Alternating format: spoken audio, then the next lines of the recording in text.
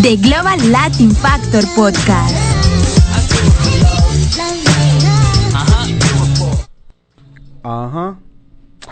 Welcome back to the Global Latin Factor, your one-stop place to know everything there is to know about all the contributions.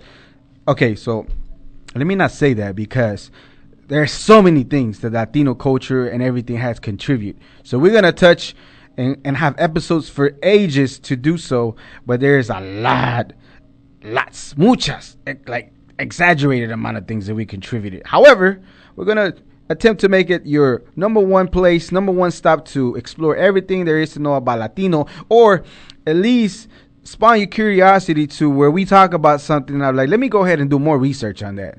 Because maybe I didn't understand that the way that Crispin said the tortilla part. Man, I don't believe him. Or maybe I just want to curious for myself. So maybe we can just spark your curiosity to go and find out about different things. Maybe I don't really believe everything that he said about Dr. Molina or Dr. Ochoa. So let me explore myself. Or maybe even want to fact check me to see if that's what it is. And then eventually you'll see some of the things that we're bringing to the light is the things that have happened, that the Latino culture have contributed to the world.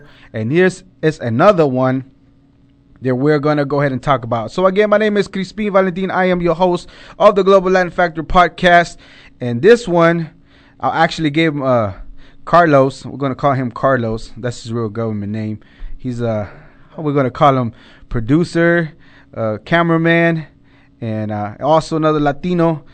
I had told him days ago, because every time we're off camera we talk about different things and I get into how much things we contributed and this and that, and I told him the chocolate was contributed by Latino or the Latino culture. He's like, nah, it came from Africa. And I'm like, I kind of thought I knew what I was talking about, right? So I had to go back and do some research, and then like, he's not wrong, but he's not all the way right.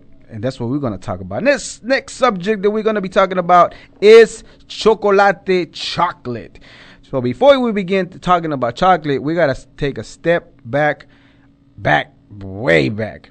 So we're talking about the cocoa tree from South America, Central America. That's where it originated from, as far as where chocolate actually, before you even get chocolate, you have to, harvest this tree. And this is found again in Central, South America, and this is where the actual, I'm going to go into more details of what it is. So we're talking about back in 2012, this is a huge industry as far as chocolate. 83 million is how much is worth as far as the contribution of how the market for chocolate is. 83 billion. And as far as where it originated, how things like this are 4,000 years ago, 10,000 years ago, a long time. All right. So we can trace the history of chocolate. The history of chocolate can be traced all the way to ancient Mayans and earlier to ancient Olmecas in South Mexico. The word chocolate so there's different things, right? Because so the word chocolate itself is supposed to be a combination of the way that the Olmecs said it, and then the way that the Europeans got the word, So they made a mixture of it, and eventually we get chocolate later on. But before then, it was just kawat they called it, and that's pretty much what chocolate was. So, again, before they even began to make the actual chocolate bars and everything else we have in between, it used to be considered bitter. It wasn't sweet. They used to make it depended on where you were at. So pretty much what they did is that they did a brew. A lot of the times, most of the brew might have contained just chile, like peppers, and maybe some corn, and that's maybe the way that they used to consume it back in the day. So chocolate is made from the fruit of the cacao, not cocoa, my bad, cacao tree, which is native of Central and South America. The fruits are called pods, and each pod contains about 40 cacao beans, and the beans are dried and roasted to create the cocoa beans. So out of this plant, the cacao plant, you get the pods And inside the pots, you get the actual beans that is the start of the chocolate. Without this plant that was native to South America, Central America, you would not be able to have chocolate in this modern day world. So, again, we're Latinos. We come from Central South America, all the Caribbean, things like that. This plant can only grow in this part of the world, and this is the place where they came and got this plant so they can contribute and distribute to the entire world. So without this Latino contribution, I know it's been years ago, the principle still stays the same. It is the reason that there's chocolate all over, and it wouldn't be because Europeans, and again, I understand Europeans came, explored this, but at the end of the day, this was already grown, and it's a contribution from the Latino culture to the world, which is chocolate. It is still unclear where cacao came in the scene or who invented it. According to Haynes Levis, cultural arts curator of the Smithsonian National Museum of the American Indian Ancient Olmec Pots, the Olmec pot and vessels, we talking about a long time ago, back in 1500 BC, they discovered traces of certain things and certain compounds that you find in chocolate and tea, and that's how they can tell how things came to be. All right, so I want to talk about something that I for whatever reason, it's a thought of mine, and I'm pretty sure somebody already did a paper, discovered, trace, whatever the case might be, right? But a lot of the times when you look at Mexicano or Latino, you can't help to see that they look just like a native individual, like a native person that was here before any Europeans got here. You would just look just like them. That we're very similar looking structure and things like that. So my thought is that, so there was a land bridge. We talking about millions of years ago. Eventually, they crossed over the land bridge. Some people were stuck in the middle. Some people kept going down, and that's how the Americas came to be populated. I don't believe there was anything here, because if everything came from Africa and moved all over the world and traveled to Asia, to Europe and everything, and eventually made the land bridge that was covered with ice to the Americas, then from then, there's no up anymore. So everything came down. So all the natives and things like that, there's even stories about certain tribes in the Americas, in the U.S., that can literally trace their lineage all the way to the Mayans and way down south. And it only makes sense that we'll continue to. I mean, think about the way we function. We just are so curious about everything, just about, What is the reason why we're going to the moon? Why are we going to Mars?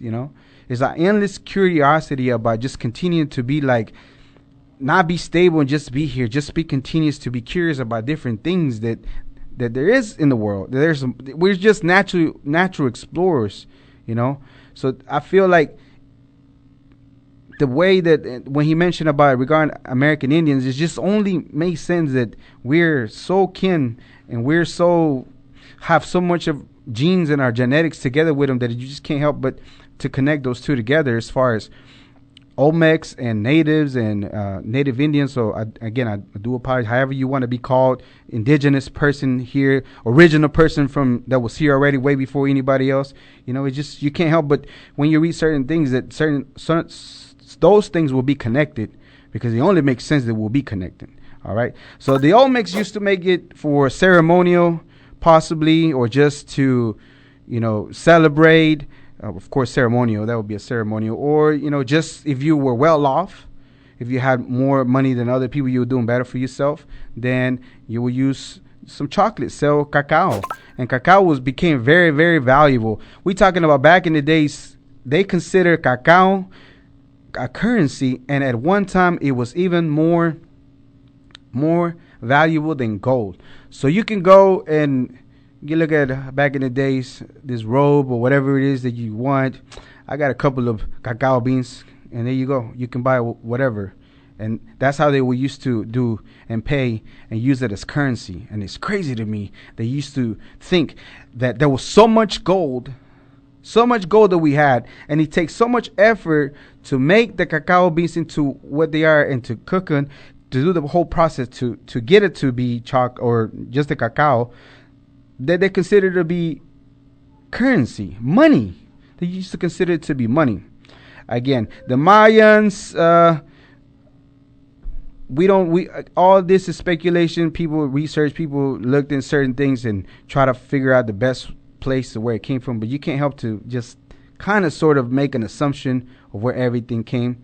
And no, so even the Mayans back in the day, they mentioned different things as far as chocolate for celebration and important transaction. Despite that, it's just some of the Mayans, some of the Aztecs actually, the Aztecs gave it so much meaning as far as what it was, like cacao, that they thought that cacao came and was given to them by the Aztec gods, by a god. A god gave them the chocolate. That's how much admiration they had for cacao, because again, it was like currency. It was very, very expensive to make, to have, and they enjoy the caffeinated, the cold with the spicy, just real nice. And I know if especially in a cold day during the winter time, or just being cold and just enjoying a nice hot, and how it makes you like a nice cocoa, and how it makes you real comfortable, real warm inside. They had the same feeling back in the days, most likely in a pure form, a little bit more potent, a little bit more warm and more caffeine back in the days. And that's where it came. So there's actually one of the Aztecs. There's the one of the rulers, which is Moctezuma II. They said that he actually drank gallons of cacao, of chocolate, because so apparently it gave him a lot of energy, and it's considered an aphrodisiac. If you know what an aphrodisiac, then you know what it is. And there's a lot of things that happen, because I watch different documentaries about food and things like that, and in different cultures they eat different things, like different weird things, and there's a pattern to it, because a lot of the times certain foods get eaten for the same belief that it's an aphrodisiac. So if you hear of some culture eat something weird, I guarantee you that you chase it down, some men believe that the reason why is because it gives them more energy, more potency. So in the Aztec times, a lot of the times they used to give the chocolate to some of the military people for their work, for battling, for going out there and fighting. And again, it was valuable. It was like currency, and they have to pay them with something. There is a mention of so there is not really a pinpoint. There's all kinds of different dates as far as where or how it got to Europe. So there's a belief Hernan Cortez came. They saw the way they drank it. They didn't really like it. They thought it was disgusting. They even thought it was pig food. And then they would really not care for it, take it away. Some made it all the way to Spain, all the way to Europe. There's even another version of it that I heard, that Christopher Columbus, the famous, I'm going to be honest with this guy. I can't believe we celebrate a guy that got lost. They didn't get to a place. And again, if you're Italian, I'm sorry, but facts are facts. We gotta call it like it is. Even our Latino people, some of them were not the greatest people ever. They did some very horrible things, but at the end of the day, you gotta call it like it is. And homie was lost. He was lost. And we give him the credit of discovering all this, and this was already here. It wasn't. He can't discover something that's already present. All right, don't get mad at me. I'm just telling you how it is. And then there's a lot of stories about many things that he stole, and how many things that he was a con. He was a con, whether you want it or not. He was a really good con, because he can con kings for money to make it to journeys. But apparently he has his mix in chocolate that he ran into some Spaniards, and they interacted, and that's how he came. So his name is mentioned in there. So, and then again, there's also the mention of Hernan Cortez. They took it all the way to Spain. Spaniards, they weren't really feeling it at that time. They just thought it was not great. But then eventually, Cacao kept doing his thing. Eventually, some of the Spaniards and some of the people in Europe actually started using it as medicine, because apparently it could help you with if you had a stomach ache and different things like that. So they will use it as medicine at the time, and it kept progressing.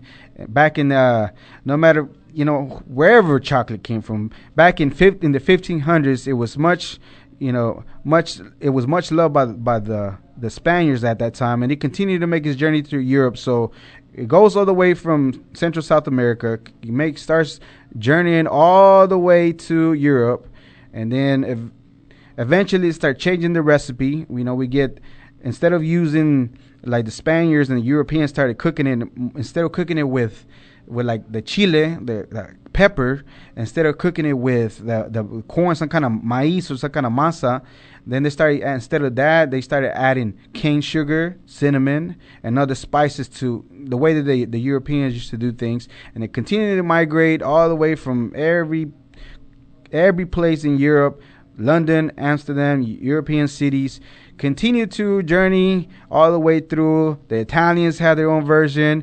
The French have their own version of chocolate that they started doing. Eventually, it made a whole circle from Europe, and it landed again back in the 1964 in Florida. And supposedly they started the first chocolate house. So eventually they developed houses for chocolate. That it was in Boston in 1982. By 1973, cacao beans, a major American colony import, and chocolate was enjoyed by all classes. So back in the days, the reason why they mention classes is back in the days they used to be more for the wealthy people, right? For people that had money. That's where you'll find chocolate. But eventually that wasn't the case anymore. Even common people can go ahead and get some chocolate. In fact, during the Revolutionary War, chocolate was provided to the military people as rations, and it was even used as payment. They used to pay the soldiers with cacao or with chocolate. Back in we keep journeying all the way to Europe, and eventually gets here, and then we started developing what is now the modern day chocolate. When chocolate first came in the scene in Europe, it was considered, again, as I mentioned earlier, a luxury. But in 1828, a Dutch chemist here we go with his European names, my bad, Conrad Johannes van Gouten, discovered a way to treat cacao beans with an alkaline salt to make a powder. So what he did pretty much is mix the chocolate with a way to separate chocolate from the butter. So the powder, he made it a powder, so the powder can mix better with the water, which, and then later on, they continued to, experiment. Now we got cacao, and then the cacao now is separated from the butter, and now we got the powder. And they continued to work chocolate, and again, we're talking about years in the process and the making of it. And then eventually there was a process that I mentioned earlier. This process was Dutch processing, which separated the butter, the cocoa butter, from the cacao to a powder, and eventually continue to be what they just kept experimenting with different things. So to narrow it down, as far as the modern day chocolate, from as much as we know, in the 19th century, chocolate was enjoyed with just the chocolate itself with water, and then they added milk. So milk became another thing to add chocolate with, and then we became to be what it is, adding it with milk and get cocoa. But then there was a Swedish chocolatier, Daniel Peter, is generally credited for adding dry milk powder to chocolate to create a milk chocolate in 1876. But it wasn't until 7 years later that he worked with a friend named Henry Nestle that they created Nestle Company and brought the milk chocolate to the masses. So pretty much what they did is, first it was the cocoa powder. They finally separated that, and then they're still kind of bitter. It wasn't as sweet as smooth. And then all of a sudden they added the chocolate milk, the milk powder, and then they created what is called now the modern day chocolate.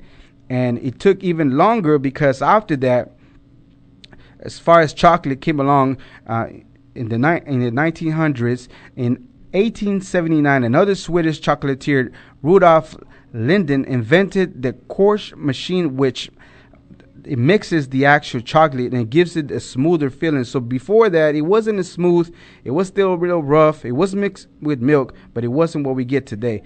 And when he invented that machine, it gave it a smoother a smoother feeling, and now it's what we get, chocolate. And that's like we got a cacao plant, a bean that originated from Central America, South America, went all the way to Europe. They did their own twist, did whatever they did, made it all the way to the Americas, and they did the process to do what they did, and eventually now it's what you do and what you get whenever Valentine's Day comes around and you forget your significant other, you forget that it's Valentine's Day, you have to rush and hurry up and go to the store and grab you a box of chocolates and give it to your significant other, so you won't be in the doghouse because you forgot it was Valentine's Day and you have to run and get some chocolates. So there you go. You can thank the Latinos for that. You're welcome. Anytime. You need a safe, we got you. You need to be safe, we got you. I'm telling you. So the reason why I was mentioning that my friend over here, Carlos, was not all the way wrong is because he had mentioned the chocolate was from Africa, which what happened is the chocolate they used to harvest in Mexico, like in that area, Central America. There's only a certain area in the equator, real close to the equator is where it grows the best. There's a certain, I believe it's latitude where it grows the best, close to the equator, right? So eventually they brought in slaves to harvest because it became so popular and they were making so much money, and there was priests involved, and they were shipping it to Europe because they were starting to become real popular. And then eventually, everything that happened with slavery, we know, horrible thing. We don't want it. But eventually, all that, because you couldn't bring in a slave anymore, they moved to almost the same equator line in Africa. They moved their plantations and the chocolate where it grows over there. So a lot of the chocolate now, it comes from Africa. It does come from Africa now, but the original plant itself, native to South Central America, most likely by the Olmecs, which is, one of the not Aztec tribes. They're their own tribe, but within the Aztec tribes, all that is where it originated from. Yes. So there you have it. Cacao, chocolate. Can't live without it. Most likely you had one today. Most likely you're giving somebody some chocolate, and all that came from our culture as far as the Latino culture. All that came from, just them doing the thing that they do, and then all of a sudden it just took his own journey. Everybody made it their own twist. They added their own everything, and all of a sudden we have what's called a very beautiful, delicious thing that everybody enjoys. That's not so healthy for you anymore. But again, dark chocolate, still a real dark chocolate, is very healthy for you. They recommend that to be, if you're not so relaxed sometimes and you just want to chill and just have your dark chocolate. It's a little bitter, but it's helpful. It's one of has a lot of antioxidants and things like that. So if you ever want to just chill, milk chocolate might be not the best thing, but the dark chocolate, if you're stressing out or whatever, just have your little piece, enjoy it. I know it's a little bitter, but then when you do that, and if you're a Latino, if you're not a Latino, then remember that all that happened because somebody back in the days somehow discovered that the cacao could be transformed into this beautiful thing that hundreds of years now we get to enjoy. There you go. So final pensamiento for that. So the final thought for that is that, like, at the beginning, the cacao plant and the way that they did it and the way that they made it, they thought it was disgusting. They thought it was the worst thing over, and then eventually, everybody put their part and it contributed, meaning that, again, like we talked before, a lot of the times, just because people do certain things weird and different and we don't understand it of the way they doing it, it doesn't mean it's wrong. And it doesn't mean that the certain things that they do, we can't put our own thing on it or maybe contribute to the way that they do. Maybe we don't like it the way they do it. We don't understand it. We might not like it, but if we do our own thing to it, eventually we can come out with something great, such as this, For one, like a period of time, they really thought that this was some kind of like animal food, but eventually they discovered that, oh my God, and now billions of dollars are made from chocolate. Billions of dollars.